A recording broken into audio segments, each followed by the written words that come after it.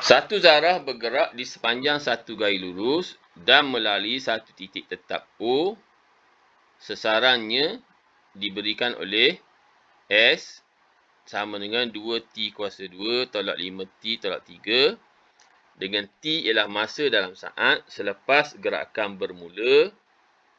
Cari sesaran seketika dalam meter zarah itu apabila T kosong T2. B. Bilakah zarah itu mula melalui titik O? Yang kedua, B2. Bilakah zarah itu berada 9 meter di sebelah kanan titik O? C. Tentukan julak masa apabila zarah itu berada di kanan O. Okey, nampak panjang sikit soalan ni. Okey, kita tengok satu-satu. Kita study dulu pergerakan zarah. Kalau awak nak study pergerakan zarah, macam ni saya dah cerita tadi, kalau nak study pergerakan zarah, dia mesti bermain dengan T. T kosong lah. Cuba ganti T kosong. Apa maksud T kosong S negatif 3? Ke kiri 3 meter dari titik O. T kosong, bila T kosong kita akan sebut apa? Kedudukan awal zarah ialah 3 meter di sebelah kiri O. Gitu. Jadi dengan maklumat ini kita boleh buat sketch dia. Kita boleh sketch dah. Kita sketch dah. Ni O 3 meter ke kiri. Inilah T kosong. Zarah duduk sini. Ni. Ni berapa ni? 3 meter ni. 3 meter. Gitu. Kita boleh sketch dah. Dia panggil kedudukan awal. Okey. Kita ganti pula T1. S berapa?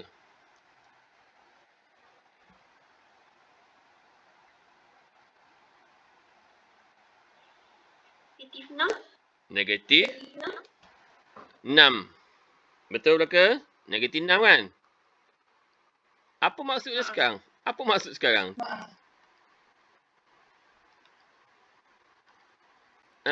Artinya zarah bergerak ke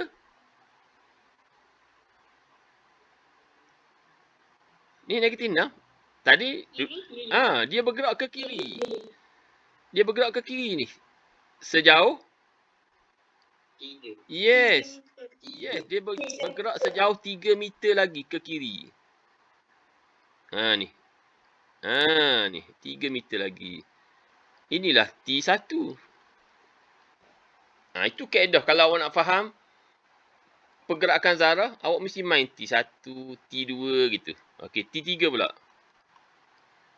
T3. Negatif 5 T3 3 18.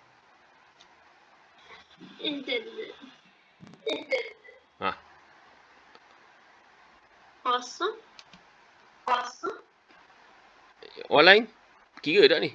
T3 kira je. T3 3 kuasa 2 9 9 darab 2 18. 18 tolak 15 kosong. Okey. Apa maksud T3S kosong? Duduk kat titik tengah. Titik apa dia panggil? Titik O. Zarah sudah berada di titik tetap O. Maksudnya dia patah balik lah tu. Betul tak? Betul, cikgu. Dia patah balik. Kat mana dia patah balik? KIV dulu. Yang penting dia dah patah balik. Dah sampai sini dah. Zarah duduk sini dah rupanya. Duduk sini dah. Itu maksud T3S kosong. Itu. Jadi soalan dia tadi, kalau awak nak jawab A, cari sesarang seketika dalam meter zarah itu apabila T kosong. Mudah je. A bahagian 1 ni mudah saja. T kosong S ialah negatif 3. Selesailah jawapan dia. Tapi yang kita bincang ni nak faham pergerakan. Bukan setakat nak jawab ni saja. Kita nak faham tentang pergerakan dia. Dia tanya T2. Boleh je. Kita dah faham dah T2. S ialah berapa tadi? T2. Negatif 5. Ha, tak kira lagi kan. T2. T2 negatif 5 2, 8. 8 tolak 13 negatif 5. Gitu je. Itu sesarang. Tapi yang kita bincang detail ni pergerakan. Pergi mana, patah balik, U-turn, sampai kat mana dah. So sekarang T3 zarah sudah berada di O. Okey. Kalau kita tengok soalan B. Soalan B. Tengok soalan B tanya apa? Soalan B tanya apa? Bilakah zarah itu mula melalui titik O? Tu soalan dia. Boleh jawab tak? Bila? Masa dia selesai. Dia tanya, bila tu maksudnya masa lah. Bila tu maknanya masa. Tiga. Kan kita dah kira. Kita dah kira tadi secara tidak sengaja. Kita sudah kira secara tidak sengaja T3 S0. Boleh ikut ni? Itu maksudnya zarah berada di O. Ni zarah berada di O. Okey, kita tak nak sengaja-sengaja, kita nak mengira. Jadi kawan awak sebut tadi, kata kunci dia ialah bila zarah berada di O, kata kunci dia ialah sesaran kosong. Tu penting tu Bila zarah berada di O, kata kunci dia ialah sesaran kosong. Jadi kalau sesaran kosong, kita boleh hitunglah ni. 2T tolak 1, T tolak 3, plus minus. Sini, ni plus kan. Jadi T berapa? T negatif setengah. Satu lagi, T ialah 3. Yang negatif setengah ni kita tak ambil lah. Mana ada masa negatif. So jawapan dia T3. Jadi ini pengiraan. Yang ni markah kat sini lah. Markah duduk dekat sesaran kosong, 1 markah. Jawapan T3, 1 markah. Dapat 2 markah. Bukan main teka-teka.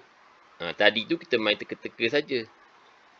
Kebetulan kita faham maksud dia T3 S0 ialah zarah berada di O.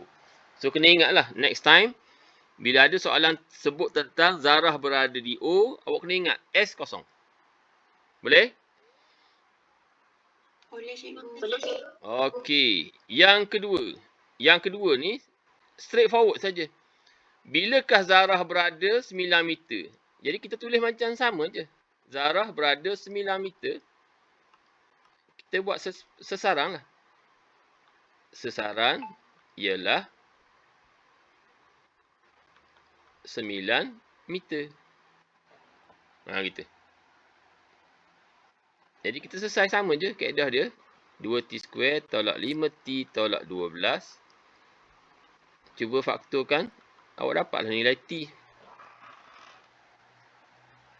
Cuba kira berapa nilai T? T sama dengan 4. T 4. Jadi 2T tolak 2T tolak berapa ni? 3. 2T tambah 3. T tolak 4. Kan? Jadi T negatif 32 tu abaikan. So jawapan dia 4. Bilakah zarah berada 9 meter ke kanan? Jawapan dia ketika 4 saat. Ni pengiraan dia. Sama macam kita kira zarah berada di O. Alright. C. Tentukan julat masa dalam saat apabila zarah berada ke kanan. Tentukan julat masa zarah berada ke kanan. So, zarah berada ke kanan. Apa maksud dia? Sesaran besar pada kosong. Jadi, nak jawab soalan C, awak mulakan dengan sesaran positif. Okey, sesaran positif. Tentukan julat masa zarah berada di sebelah kanan. Okey. Bila kita belajar julat, mestilah kena factorize. Okey, factorize. Ini plus. Lagi? Nak tahu julat apa kita buat? Buat graf kan? Buat graf. Senyum, masam. Senyum. Apa titik dia?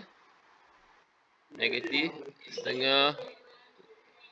3 lorek kat mana? Lorek tepi atas. So, apa jawapan dia? T.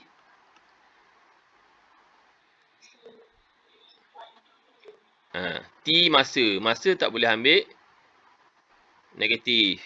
Jadi, T lebih besar daripada 3. So, ni jawapan dia. Tu. Tentukan julat masa zarah bergerak ke kanan. Okey. Jadi, bila zarah bergerak ke kanan, apabila dia melebihi 3. Kalau betul-betul 3 berapa?